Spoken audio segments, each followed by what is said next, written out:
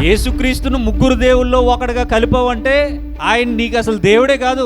నువ్వు ఇచ్చే బాప్తిస్మాలు జల్లో నువ్వు ఎవడెవడనో తీసుకొచ్చి ఎన్ని మీటింగ్లు పెట్టినా ఉరిగేది ఏమీ లేదు. కాబట్టి ఆ ప్రయత్నాలు మానుకుని చక్కగా పోయే లోపల ఏమన్నా మారు మనసు పొందుకుని యేసుక్రీస్తే నిజమైన దేవుడు అని ప్రకటించి చచ్చిపో, బాగుంటుంది. పరలోక రాజ్యము అనగా దీన్ని కూడా ఫిజికల్గా మార్చేయి. మొన్న ఒక ఆయన చెప్తూ ఉన్నాడు, అక్కడ బోల్డ్ ఎకరాలు ఉంటాయి. 8 ఎకరాలు ఉండేది, 8 ఎకరాలు ఉండేది ఏంటి? ఇక్కడ సంపాదించుకుంటున్నారు, చచ్చిపోయిన తర్వాత కూడా మరలా అక్కడ కూడా ఎకరాలే. ఆయన నీ గురువే కదా, నీకు కూడా పరలోక రాజ్యం అంటే అలాగే కనబడుతుంది ఫిజికల్ గా.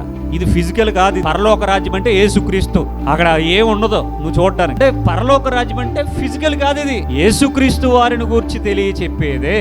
ఈయన ఉపమాన రూపంలో చెప్తూ ఉన్నారు చూడండి, పైన అదే చదివాం మనం.